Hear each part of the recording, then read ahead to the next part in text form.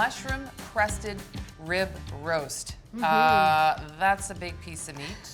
Yes. Tell us about the cut. Why did you Yeah. choose this particular one, and what else could we use if we wanted to vary it up a little bit? Of course. So we have the rib roast tonight. Again, the ribeye is one of my favorites. It's so marbled and so flavorful, and it's one of those steaks that you can actually, undercook, and it tastes so good. So Still tastes okay. Yeah, that medium rare, Yeah. perfect temperature. So I did have a marinade here, and it's really tasty. It's going to allow you to put that mushroom coating as well. So what we did here is we have some Dijon, some oil, fresh thyme, garlic, salt, and pepper. And you can put it on a few minutes before, or you can marinate it a few hours before. It won't really make a big difference. Nice. But I'm going to show you actually how we're going to chop these mushrooms. I was, for some reason in my head, I was thinking like fresh mushrooms, but these are actually dried mushrooms. Yeah, so dried mushrooms have so much flavor, so you actually don't need as much. And it's actually, you can find it anywhere in the grocery store.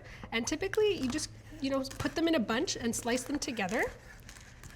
And the easiest way is also just kind of going over top and just getting them into a nice little fine slices. So about how many cups of dried mushrooms would you need to do a roast about this size? So this is one packaging, so I would say this is almost like half a cup to, I would say mostly half a cup, Okay. so 3/4 of a cup. So that's when you, dice them finely. So I think that's looking good. So that's really, because I was thinking you could also maybe do this in a food processor, but there's really not Yeah. that much even to... You could. I do chop. like the chunky look because it adds that that coating, and it just looks very Texture, pretty. yeah. Exactly. So if you're having a dinner party, it makes for a great meal because you're getting so many portions out of this. Right. And like I mentioned, these cuts of beef, they're a little bit more on the pricier side, but you're getting so much meat out of here. Again, it's going to go a long way. Exactly. And it's interesting because when, obviously mushrooms and beef, that seems like a really natural, Yes.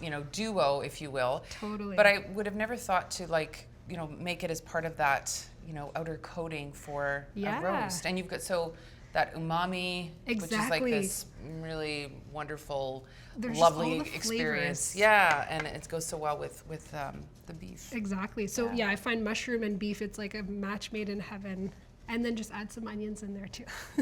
So you just want to coat that. Don't worry too much if the mushrooms fall. You can actually just, coat that afterwards. So in your pan, you can just take that beef and make Okay. sure all sides are nicely coated. So that is really Look great at that. there. Yeah, and it's very easy again. This won't take you very long. The only thing is cooking time might take you a little longer. So what you want to do is actually sear this piece of meat. So 450 degrees, high heat, sear that for 15 minutes in the oven. And then once that's cooked, you want to make sure that you check the temperature.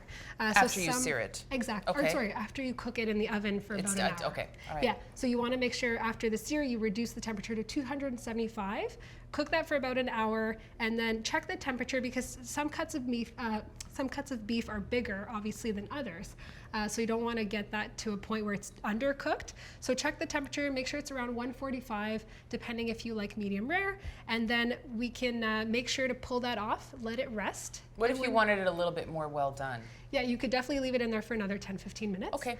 And just constantly check the temperature. That's the best, safest way because, every cut of beef is always different. And you don't want to overcook this lovely thing. No, Okay. exactly. So we actually have one in the sure. oven that we want to show you. So like I said, you want to rest the beef afterwards. So we're going to rest that for 10-15 minutes. And we're going to show you how we make the delicious gravy that we have. So this has been cooking for about an hour and 10 to 145 degrees. So normally I'm going to show you, typically what we would do is we would pull the beef out, we would let that sit down 10-15 minutes. You can put it with a tin foil, and then we're going to use the drippings into the pan, and we're going to make that right gravy in there. Exactly. So pretend like there's no beef here. What we would normally do is add the onions, we would saute that, we would add some flour, some red wine, and then mix that too, and then finish it off with some beef broth. And you get this unbelievable gravy with so much flavor.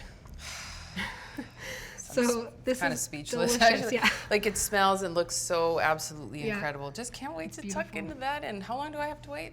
10 minutes, 15 You can minutes? wait 10-15 minutes. Can't Make sure wait. those juices, come together in that piece It's of meat. worth the wait. The patience is always a good Exactly. plan. All right, thank you so much. There's recipe number 3 tonight. We're happy to introduce you to another Manitoba farm family here in just a shake. We'll be right back here on Great Taste of Manitoba. You're watching Great Tastes of Manitoba, filmed on location at Supper Central in Kenaston Commons.